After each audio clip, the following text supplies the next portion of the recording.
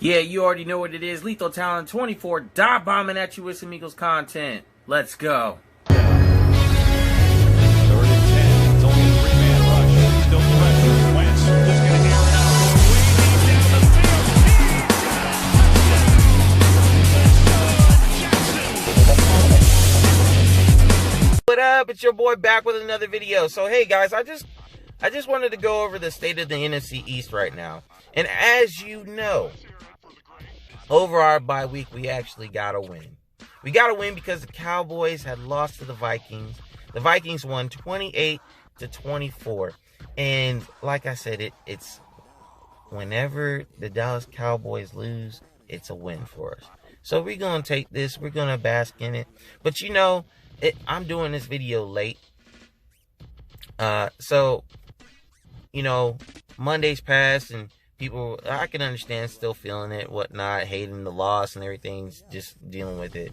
But Tuesday, and Cowboys fans are still crying. Like, if I didn't get it on YouTube, I'm getting it on Twitter. You know what I'm saying? Like, it's crazy. Now, the calm ones, they cool. You know what I'm saying? They just like, you know, it is what it is. You know, the Vikings had a good game plan, which they did. They did, and I'll touch on that here in a second.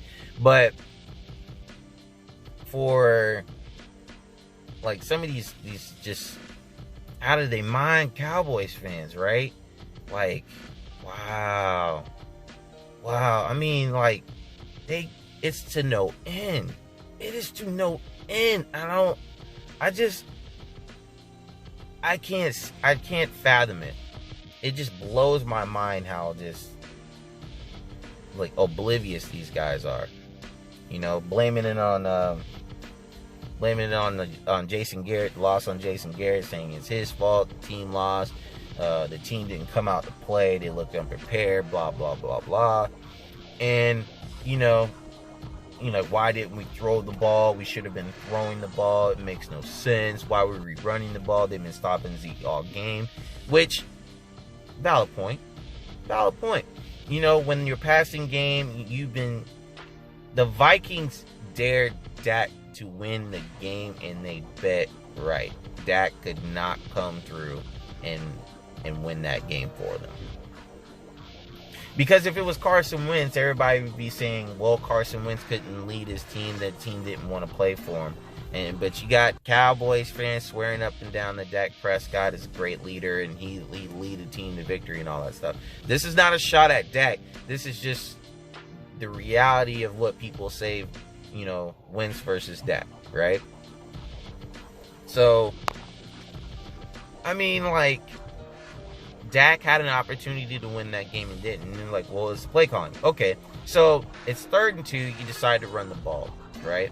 Now, the job of the offensive line, the so-called best offensive line in the league, you have the so-called best running back in the league. Their job is to execute. Their job is to push the defensive line back so Zeke can find a hole and hit that hole. He usually gets 2 yards. Yes, they've stopped the run game or your run attack all game. But, you know, I guess your coach was like, you know, we got to keep them honest, right? And then, you know, on 4th down, if we don't get the 1st down, we'll at least have 1 yard. They'll probably go jumbo set and then run the ball again. But since they got a 3-yard loss on that play, they have to throw the ball, right? So the play that happened, they line Zeke up in the slot and they throw an out route to Zeke. When you have Amari Cooper, Randall Cobb, and Michael Gallup. Now, Amari Cooper and Randall Cobb had over 100 yards that game each. And I'll just touch on, real quick, I'll touch on the GMs in between Howie Roseman and Stephen Jones. This, when you give up a 1st-round pick for Amari Cooper, and he gives you what he's been giving the Cowboys, you should definitely regret that decision, because Howie only wanted to give up a 2nd for him. This is what being cheap does to you. So let that marinate for a second. So, like, okay, so Dak Prescott, who played a great game throughout the whole game, right? 397 yards, 3 touchdowns, 1 pick. Really though, he should have thrown at least 2 picks in that game. One would have been a pick six. if the Vikings secondary had better hands, right? And then the other one would have been an interception if they had caught the ball. So, and then he throws a pick during a Hail Mary, which is his second pick thrown in a Hail Mary, right? So let that marinate for a little bit. Like, wow. It's not that Dak, Dak has always been called this, he's been able to, he's the comeback kid, you know what I'm saying? He has the most comebacks since he's entered the league, right? And this year, he has not been that. He has not been that guy. And anytime they were in games, it was because they were in garbage time and these teams let them back in the game. So, I mean, where's that guy at? Hail Mary is Hail Mary, that's one thing or whatever, what have you. But as far as game-winning drives, I mean, Dak throwing it to Zeke, I mean, that couldn't have been his first option. Maybe his first option wasn't there. Maybe Cooper, they took away Cooper. I mean, but to take away all three of your receivers and then you're throwing it to Zeke, which was a hell of a play by Eric Kendricks, by the way. You know what I'm saying? So let's talk about the Vikings and what they did. The Vikings used the Dallas Cowboy defense, their aggressiveness against them by calling screenplays and with the play action bootleg, right? And Kendricks would roll out and throw the ball. He wouldn't throw it deep. They didn't give the deep ball. They didn't give a lot of opportunities for them to throw the deep ball. And that one catch by Stephon Diggs was nasty though. That's a shout out to him. That was a nasty catch. But I mean, Zach Rudolph? I don't know, but Rudolph, man, he was killing it. He had 2 touchdowns and the 2-point conversion. I mean, the first catch was absolutely that was an awesome catch, one-handed catch, both feet in. I mean, wow, you know what I'm saying? And I mean, he was just killing it. Kirk Cousins, man, they made sure that he wasn't going to be rattled in that game. So credit to the Vikings coaches, credit to the players for executing. They they picked their spots and running the ball. They ran the ball up the middle, then they started going to the outside a little bit. So they executed on their plays. It was just exactly what Dallas should have done on theirs, and they didn't. So that's all I'm going to say about that. But I have a question. Has anybody seen Orlando Scandrick since the Cowboys lost? Like, I've been looking, and you let me know, because that bit of hole has not been on TV since the Cowboys lost. And please give me a job. I want to come back to the Cowboys and think they're gonna win a Super Bowl. Man, you ain't talking about this dude following Deshaun Jackson around when he was on the Philadelphia Eagles, just following around, checking if he's okay or whatnot. Walking around like, a little kid following his, his older brother, got his thumb in his mouth and shitting in his diaper. You know what I'm saying? He pisses me off, man. He pisses me off. He's just he's a two-faced person, man. He's a two-faced person. He's just a backstabber. He has no integrity whatsoever. No integrity. And that kills me. I hate people like that. But, if anybody's seen him, let me know. I mean, he's been kind of AWOL. So, and it's funny because, if the Cowboys had won, he would have been on Monday morning. Yeah, we won. I told you we were going to have some turnovers. And, we're going to have barbecue. And me, Jerry, and Steven are going to talk about me coming back to the Cowboys. But, I keep calling them, but they won't return my phone calls. I don't know why, but I just want to let them know that I'm a Cowboy for life. I'm a Cowboy for life. Get that shit out of here, man. Little weak ass dude, man. I swear. But anyway, man, let me know if you've seen him. Let me know.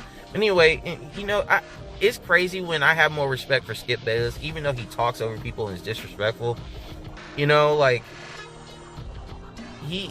doesn't spit out facts. Like, not actual facts. He just spits out, what he wants people to know, the good things about it. He don't spit out the bad things. But I mean, when he can come out and take abuse and Orlando Scandrick hide from it, that's when you know. That's when you know what kind of person he is. But anyway, so moving on from that, yeah, man, like Jordan Matthews, right? So Jordan Matthews, did an interview, whatnot, and like I liked what I heard. And what can Jordan Matthews bring back to this team that he hasn't before? Well, okay, so let's talk about his first stint here. His first stint here, obviously mostly in the slot. A lot of the big plays he had came out of the slot, and they did move him to Z receiver, for a couple of plays or what have you, but obviously a lot of his plays came out of the slot, right? His second stint here, he's running routes better. I don't think he dropped a ball at all that was thrown to him in the 2018 season or last year. So, I mean, and he's playing more of the Z position, and you can tell that he's gotten better than his specifically the play in the Titans game of last year, where he's burning, going down the field, and Wentz hits him for a bomb for a touchdown. You know what I'm saying? Like, he can track the ball in the air. I mean, he's good at that. So, I mean, on that side of the field where no protection is coming from Matt Collins, who wants to go back to special teams, yes, you can move Jordan Matthews into Matt Collins' spot and get more production out of that side of the field. So that way Carson Wentz and the offense can have more trust. They have chemistry together, him and Jordan Matthews, or Carson Wentz and Jordan Matthews. They have that chemistry. So yeah, he's going to be looking to that side of the field now and trying to make plays. And they're going to be able to move the ball more. So this is going to help. Maybe not like Deshaun Jackson would, of course, but it's going to help substantially. It's not going to be a big boost, but I'd say it's a decent boost. It's a lot better. It's a hell of a lot better than Matt Collins. And Matt Collins can go back to special teams where he wants to play. But I expect us to get more production. And I loved how he talked about how he didn't want to go to a team to where he would, yeah, we need wide receivers, you'll be starting right away. He wanted a challenge. He wanted to have to go against receivers to make his game better. And I like that. I love Jordan Matthews. I love his confidence.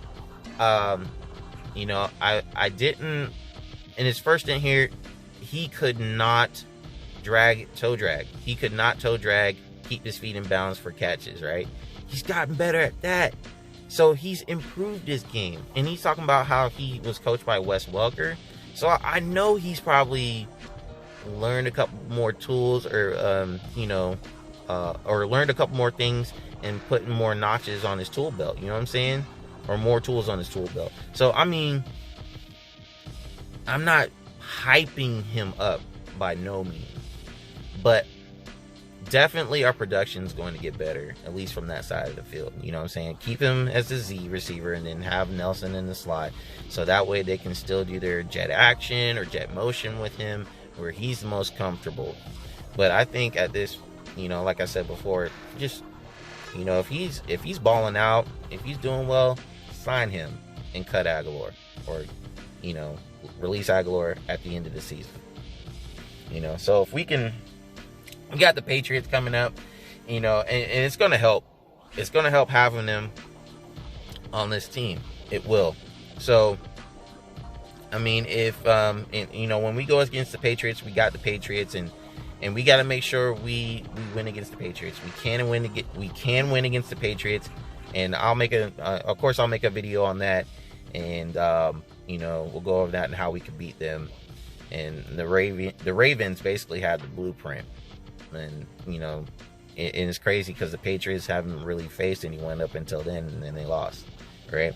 So our defense has just got to make sure they're on their P's and Q's. Our offense has to be flowing right, and Doug and Groh got to come up with some really good play calls, and they have to game plan like they never game planned before, because this is it. You know what I'm saying? I think this game, if we win this game, we're winning the East. I truly believe that. I'm not saying we win after we beat them directly. I mean, we still have to face the Cowboys, but I think, if we win, this would be just a huge boost for us, and I just don't see any other team after that slowing us down. So that's just me making a bold prediction here. All right. So I like what Jordan Matthews says. We got to get ready for the Patriots, and y'all let me know if you've seen Orlando Scandrick. Right. Anyway, I'm out. EAGLES Eagles Nats. What's up? You guys take it easy. Peace.